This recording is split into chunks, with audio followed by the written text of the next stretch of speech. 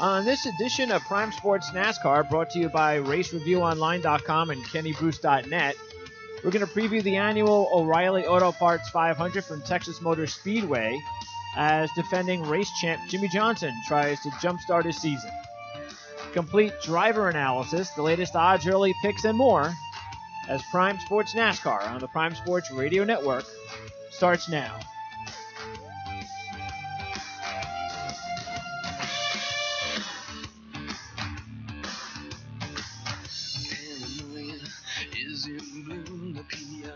All right, it's Thursday, April 5th, 2018. I'm Greg DePalma. You're listening to Prime Sports NASCAR as we enter Week 7 of the 2018 season.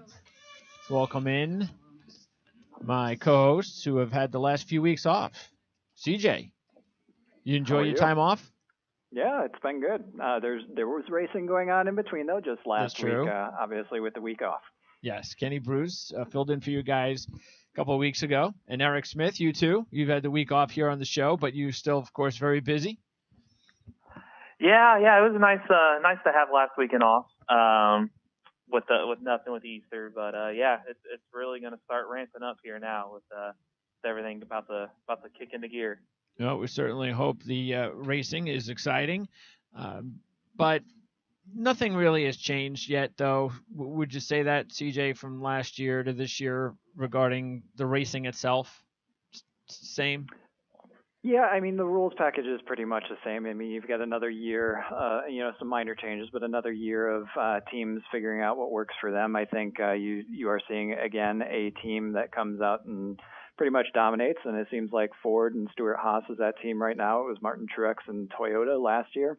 Kyle Busch, again, carbon copy of last season, just very fast but unlucky thus far. Jimmy Johnson struggling. It's relatively similar to what we saw in 2017. Speaking of Stewart-Haas, Eric, they've won 4 to 6 races, including, when Clint Boyer wins a race, then you really know you're dialed in as an organization. And who knows, maybe that means Eric Almirola is next. But they have their 1,000th Cup Series start this week, so a lot going on for that organization.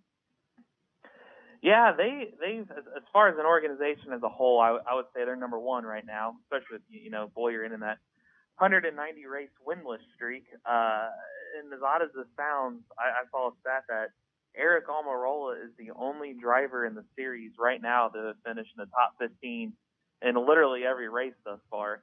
Granted, he hasn't really been a true race-winning contender other than Daytona, obviously being there on the last lap, but it still speaks volumes for the consistency and speed that they found. That car, I mean, it's almost looking now that maybe Danica was holding that team back, because that car has been a great asset for that team, and look at how far they've risen as a result of that.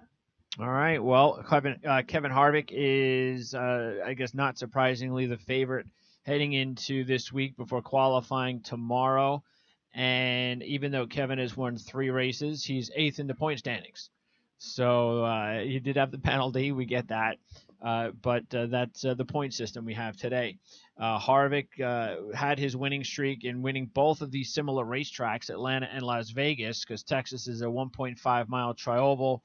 They got the higher banking, so it's very similar, most similar to Atlanta, but of course, pretty similar to Las Vegas as well. But the most similar track that they have raced so far this year is Atlanta. If our listeners want to go back and take a look at that race, and maybe that'll help them prepare for this one. But Harvick, Truex, and Kyle Busch, CJ, are the 3 favorites: 3-1, 4-1, 5-1. Anything separating the 3 that you could tell right now in this race? In this race, I mean, Texas is a little bit of a unique track compared to Atlanta and Charlotte, given the reconfiguring of the banking to making it a little bit shallower. It's also repaved, so there's going to be a lot of grip. It was very fast last year. Anticipate it being very fast again, and then based on that, clearly, you got to be looking at Kevin Harvick. Probably that team's just been on fire so far this season. They've nailed every single setup the second they've come off the truck. The only reason they don't have one more win probably is because of the mistake Harvick made on track in California. So I think you got to look at Kevin Harvick. He's won here before. He's the one, and the team is on a roll, and they've got everything going for him right now. Eric, you take a look at Kyle. He's been runner-up in 3 out of the last 4 races, and the race that he wasn't runner-up, he was third. So he can't do pretty much anything except he's been doing everything except win. But he didn't fare well here last year, so that might be a little bit of a concern. Even though he has a pretty decent history here, Truex meanwhile has never won here, but he's been much better here the last 2 years as his overall game has jumped up the last year or two, winning the championship last year, of course. He's led 363 laps over his last 4 races here. And then you got Harvick, who's only won once, but he won here last November, the last time they raced here. So, look, Harvick is an obvious choice, and Truex is red hot too with 5 straight top 5s and the win in California. But what about Kyle? Is this going to be a hard decision for you with these 3 drivers? And does Kyle fit in with those 2 pretty evenly? Yeah, I think between those 3, it's going to be tough to single out one of them to win. I think you kind of put a blanket over all 3. And I do think Kyle is on their level. Last year was a little bit of a fluke for him. If you remember right, Toyota had a new car last year, and Texas was obviously early in the season. And at that point, other than Truex, the Gibbs cars just didn't really quite have a grasp fully on that new Toyota car. So they weren't really a factor. But then in the fall, they were much more of a factor. But Kyle Busch had already won at Martinsville. So it was kind of a throwaway race for him. He wasn't really going into that race really needing to win. It was more the team was trying to help Hamlin get into the next round. And Hamlin finished up front. Eric Jones in a Furniture Row car finished 10th last year. Suarez ran well. So I would look more at that race on Toyota as a whole on how well they ran and how much that could translate back over here this weekend. So I would put Busch up there. I mean, he's getting sick of these finishes of 3 runner-ups and a third-place effort. So I would say I would lean more towards his 7 top 5 finishes over his last 10 starts as a whole to look at him. Okay. Plus what he's done entering this weekend. So, yeah, I would say Busch is right there with him. Yeah, plus Truex, he's going to be hard too. Yeah, I mean, Kyle's also getting better odds at 5-1, so that has to go into the equation compared to Harvick at 3-1. Let's keep in mind that Truex, even though he hasn't won here, has 6 straight top 10s, runner-up in November to Harvick, led 107 laps in that race, was leading this race last year with 62 to go, but they had a very slow pit stop, and he never recovered. So that just shows you how dialed in Truex is also here at this track. And Harvick has 7 straight top 10s at this track, including the win in November. So I guess you're looking at these 3. The only thing that I could look at with Kyle CJ, is just to say maybe he's overdue, and I'm getting better odds. Yeah, absolutely. I completely agree. I think Kyle is overdue. I think he's been fast, consistently on every kind of configured track so far this season. He's going to get a win at some point. We all know that. The question is when. It could very well come this weekend. I would absolutely put him in the same grouping, especially considering he's got those odds compared to the other 2. Look at the fall race, though. You've got 4 Fords and 3 Toyotas in the top 7 versus just 1 Toyota in the top 10 in the spring race here last year. So I think Ford still carries that little bit of advantage coming over from the fall, plus the fact that they've been so strong this season. What about Penske, Eric? You have Keselowski at 9-1, Logano at 12-1, and Blaney at 16-1, and all 3 are now. What you got to like about all 3 of them is the fact that they have done well here recently, and they got better odds than the first 3 we talked about. So it might be better to, I wouldn't feel bad about putting money on all 3 of those drivers compared to the first 3 because the odds are much better, and they could win this race. I mean, Keselowski was second in Atlanta. He's led 589 laps here, 8 top 10s last 11, 5 top 5s, and 2 runner-ups during that stretch while leading 555 laps. Logano was 6th at Atlanta. He's led 376 here, 8 top 10s last 10, 7 of those top 5s, runner-up and a win. And he's 12-1, as I mentioned. And Blaney is at 16-1, and we know he's going to win soon. He's done really well. He's starting to come on as well, as far as the season is concerned. 3rd his last time out. And he's also improved each time out at this track, pretty much. Sixth in November, led 148 laps in this race last year, and that's when Jeremy Bowens made a mistake because they were dominating the race. They won the first two stages, and they made the call to stay out just before the stage two ended. Guess there was a caution. He decides to stay out, pick up the stage two win. Pretty much like 90% of the cars went in and pit. And by time Blaney went back into pit when the stage was over, he wound up restarting 20th, and he never got back in the race. Yeah, I would say out of those big three, Harvick, Truex, and Busch, this is the next trio up, and they happen to all be on the same team. Yeah, Penske hasn't had the overall speed to quite win yet, but they're right there. And three of the last four races, all three drivers came away with the top 10. So they come in here with some momentum. Logano's a very attractive bet there because Texas has been one of his better tracks. Since he's joined Penske, he's got 8 top 10 finishes and 10 Texas starts. So you know he's going to be there. He's finished in the top 3 in 3 of his last 4 starts there, and he led 178 laps and a runner-up finish in 2016. Keselowski's right there, too, because of Atlanta, how well he's been there. He led 312 laps at Texas a few years ago. He didn't win, but he was right there.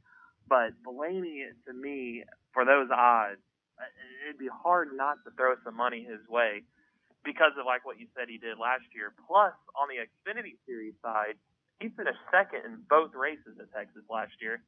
So you know his car is going to have the speed in it, and his odds, to me, he should be among the favorites, but he's not getting their odds. So that's a very good value pick right there because I would be shocked if he didn't finish in the top 5, but he's also one that could easily win this race, and I would really not be surprised either. Yeah, he might not end up as a sleeper by the time we make our picks on Sunday, based on the fact that if he goes out there and qualifies well. I'd be surprised if he didn't move down to 12 or 10 to 1. He's just too good of a value right now. I think I'd be willing to take the chance on a Ryan Blaney before qualifying that he's going to qualify well enough, and nothing crazy is going to go wrong. What do you think about those 3 drivers, CJ? 100% agree. My ranking would be Ryan Blaney, then Joey Logano, and then Brad Keselowski. But I like all 3. They're all 3 in Fords. Penske has been running extremely well, not as strongly as Stewart-Haas, but they've been there, like Eric said. Blaney has just been so good at this track, like you said earlier, the 148 laps that he led. And yeah, they made a bad call on pit road that kind of got them in trouble on track. They had some contact, which made him drop a little bit below where he should have been.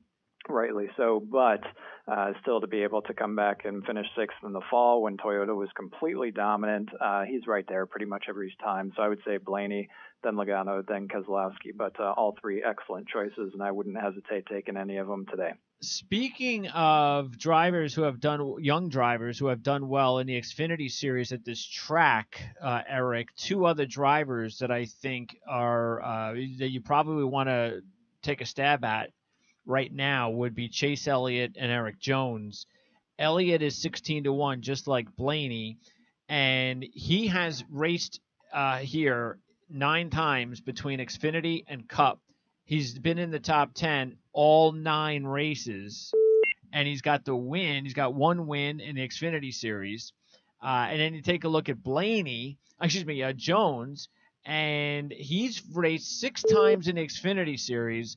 He's finished 4th or better all 6, 3 wins, swept last year while dominating 368 laps. He's sitting there at 22 to 1, and he's been okay in the Cup Series. I mean, he was 22nd last year in this race, but keep in mind he had to start in the rear and also had minor fender damage on pit road. I think it was Boucher who knocked into him on pit road. So we had a couple of issues. Otherwise, the other 2 races in the Cup Series are 10th and 12th. So these are 2 more young drivers to take a look at with good odds. Yeah, those are 2 that, honestly, as weird as this sounds, heading into this race, I almost think the sleepers have better value right now than the 3 favorites, because I wouldn't be shocked if any of them won. If I had to rank the 2, I'd put Jones only because of the Toyota. I'm still not 100% sold on the Chevrolet camp yet, but I do think Elliott can at least finish up front, and who knows at the end. I mean, we saw Jimmy Johnson steal a win there last year.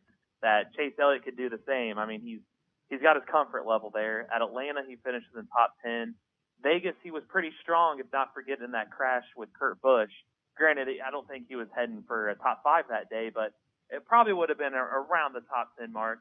But Eric Jones, yeah, he finished 10th last November there. He started up front. He's going to have a really good car. Track position is going to be key. The Xfinity Series stats there just speak volumes for his level of comfort there.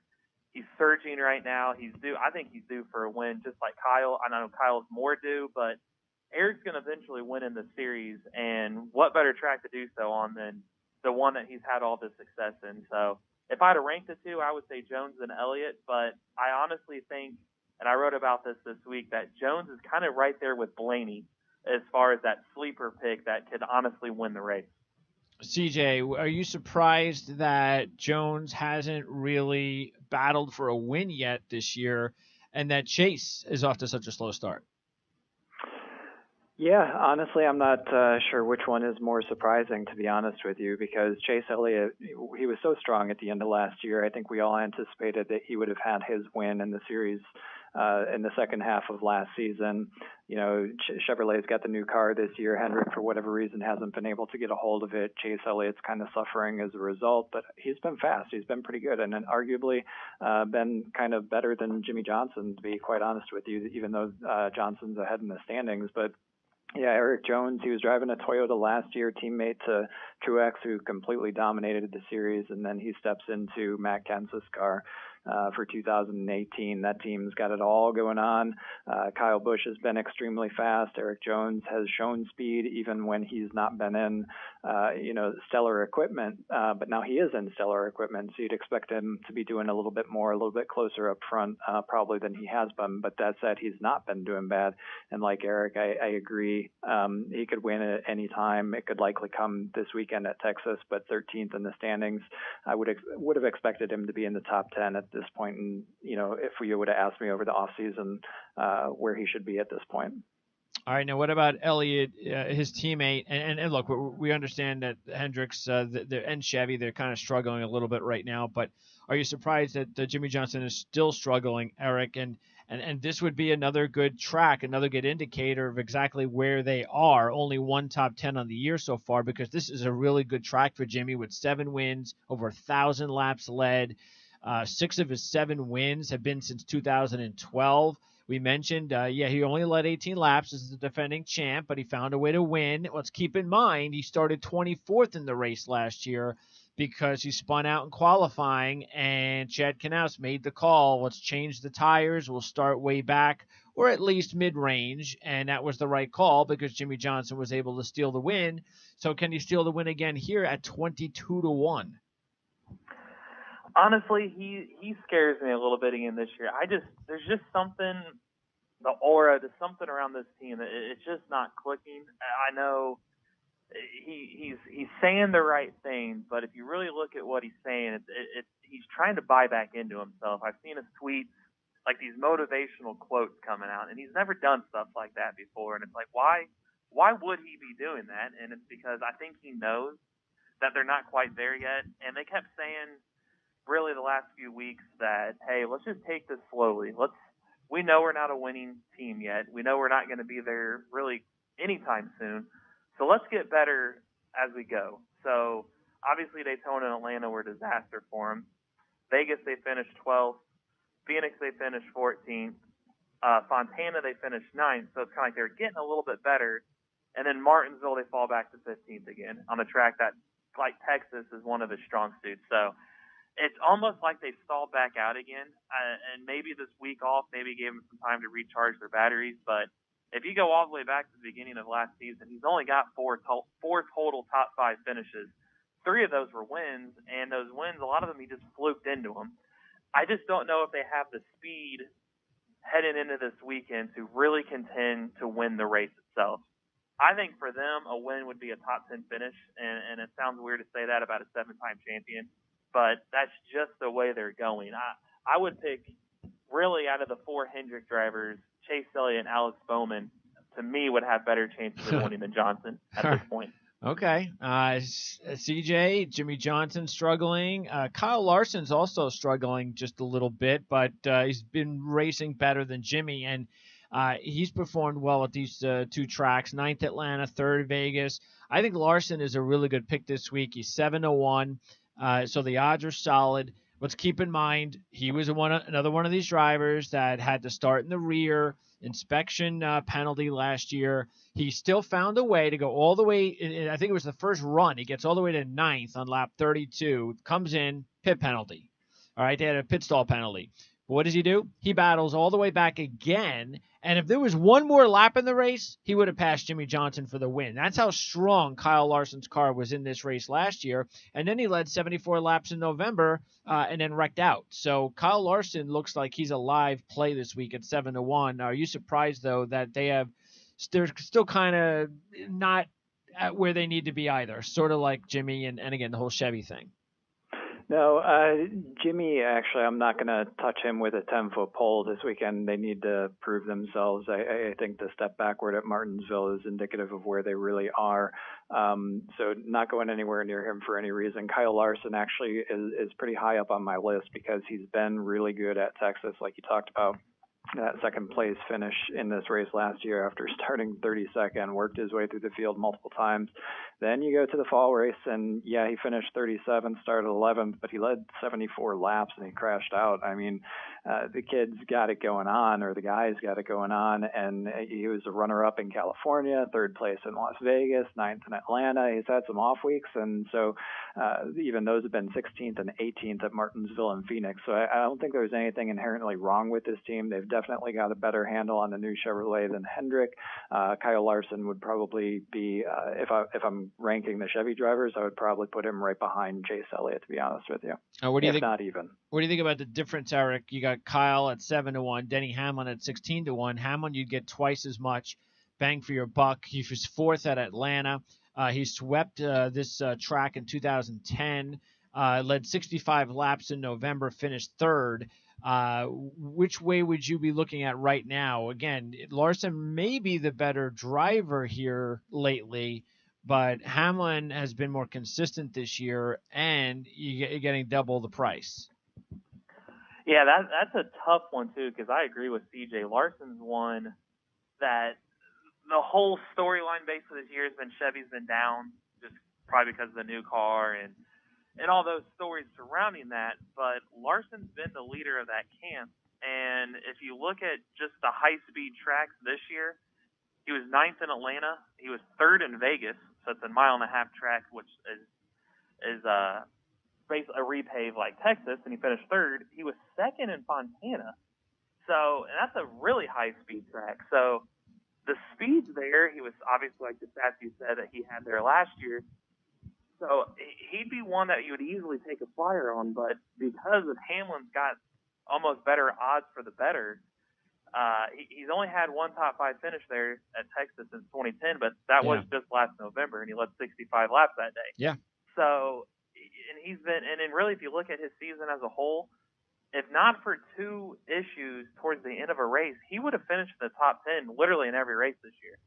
At Vegas, he had a mechanical issue with 17 to go, and he had to come down with an unscheduled pit stop, and he didn't end up finishing up front. He finished 17th. And then you look at Martinsville before Easter break, he was running well inside the top 10, and then Harvick kind of brake checked him, and he got some front end damage, and he had to pit in extra time under caution, and he can only get back up to 12th. But you take those two out, he's finishing really probably in the top 6 or 7 in every race. So I like his speed. I like his value. My head says Larson's the way to go, but the odds are basically saying you can probably get more bang for your buck with Hamlin. CJ, would you rather take Denny Hamlin at 16-1 or both Clint Bowyer at 33-1, looking for his second straight win, and Kurt Busch at 40-1? Now, it's another Stewart-Haas car, Kurt Busch, and he was on the pole here in November, finished ninth, but he hasn't led a lap in the last 5 races here, which is why he's 40-1. And then you got Clint Bowyer, who is coming off his first win in years, but he hasn't raced well here at all over his career. Third in Atlanta, though. That's a pretty good indication that maybe he'll have another good race this week. I would definitely take Busch over Boyer. I think Boyer is very good on the short tracks. He's been pretty fast. He's been leveraging the Stewart-Haas advantage so far this year. I think Busch is probably a little bit more consistent and a little bit better at Texas. 2 top 10s, start from pole in the fall race in 2017, but both top 10 finishes in 2017 for him. He's won here. That was back in 2009. But when you compare him to Hamlin, I'd probably lean toward Hamlin just because he's been having the better finishes so far this season. Like Eric said, he's been very fast in every single race. But of the two, the remaining Stewart-Haas drivers, I think Kurt Busch just in general is a better racer at this track. Boyer, he's got 3 top 5s, 10 top 10s out of 24 starts, whereas Busch has got that win. He's got the 3 top 5s and 17 top 10s from 30. So just a little bit better average at this track, plus a little bit more consistent, from my opinion, so far this season. Eric, out of the 3 Stewart-Haas drivers not named Kevin Harvick, you've got Boyer 33-1, Kurt Busch 40-1, Almirola 50-1. Who would you take? Honestly, out of those 3, probably Almirola. Kurt scares me a little bit. Last year he did start on the pole and get those top 10s, but I went back and looked at him all the way since 2010, and he hasn't scored a top 5 finish at all at Texas. And if you look at him this season coming into this race, out of his last 4 races, his best finish is a 10th. So I think he'll be around the top 10 mark, but I just don't think he'll be a contender to win. Where Almirola with 4 straight, or actually, I'm sorry, he's had a top 15, as I said earlier, in every race, so that would be 6 straight top 15 finishes. It's just like he just seems like he's the next one up there for him that's due. Yes, Kurt Busch is due for a win too, but you just get the feeling that Almirola is ready to get the monkey off his back. And he ran pretty well in Atlanta before he kind of faded there in the end, and he had a 10th place run at Las Vegas. So I would say out of those 3, I would say Almirola would have better odds of actually winning the race. Okay. CJ, lastly, you take a look at the rest of the field, including right now everyone else is 100-1 or more. You got drivers like McMurray, Newman, Suarez, Austin Dillon, Bowman. Do you like anybody to, I don't know, finish in the top 5, top 10 this week? Good question. Probably Suarez, to be honest with you. He's a Toyota. I think he's gotten better the more times he's visited tracks and Cup equipment. He's been pretty good, consistent in terms of his progression as he goes. Not fantastic, starts or finishes, I guess, here at Texas. Out of his 2 races, average start of 13th, average finish of 16.5. But given the way Hamlin and Kyle Busch have been running so far this year, I think the upside kind of falls more so in Suarez's camp versus the rest of the field. McMurray's had his challenges so far this season. Ryan Newman has had his challenges so far this season. Same with Austin Dillon. So of that remaining bunch, maybe Suarez is the way to go. Eric, what do you think? Who would be your pick outside the 100-1 higher range? I agree with CJ on the Suarez, and honestly, I think I would take Bowman too. And the reason for Bowman is where Johnson is kind of even back out. I think he's improving. He went from 16th to 13th, the 13th again, and then a 7th at Martinsville a few weeks ago. And a lot of the drivers were saying that Bowman seemed, by the end of that race, to actually have as much speed as anybody else. He came out of nowhere, and I was watching the broadcast, and I made the mistake by starting to pre-write the Chevy camp being down again, and weren't going to get a top 10 finish. And I look up, and there's Bowman there battling for 7th, and I'm like, what happened here? So he's surging, and you also got to look at Dale Earnhardt Jr. last year was in that car, and his best really overall finish all year was at this same Texas race. Okay. So, and with Bowman with those odds, I can honestly see a top 5 finish out of him on Sunday. Granted, I don't think he's going to be one of those drivers that's going to be there all day. I don't think he'll necessarily qualify in the top 10. I don't know if he'll gather a lot of stage points, but I think at the end of the race, you're going to look up and he's going to be sitting there surging his way back through like he did in Martinsville. And I would not be shocked to see him get a top 5. And then if something fluky happens, where a late yellow or something happens and kind of go off strategy like Jimmy Johnson did last year, he's a guy that could win somebody a lot of money if they throw something on him early and can fluke his way into a win. All right, so that'll wrap it up. There you go. That's the field. Those are the odds right now before practice and qualifying begin tomorrow. And we'll have our picks and our future picks available on Sunday, so don't forget about that. Log on to the Prime Sports Network website. Also follow us on Twitter at PrimeSN, and we'll let you know when our picks report will be available online. And we'll, of course, get Kenny Bruce's picks as well. Go to racereviewonline.com. You can read all about this week's race from Eric Smith. And also, of course, CJ Redoon will have his picks and information. You can check that out from rotowire.com, and we'll provide the link on our website as well. So that'll wrap it up here for Prime Sports NASCAR's preview of the annual O'Reilly Auto Parts 500 from Texas Motor Speedway. We'll see you again next week and every week, all throughout the 2018 season for NASCAR Cup on the Prime Sports Radio Network.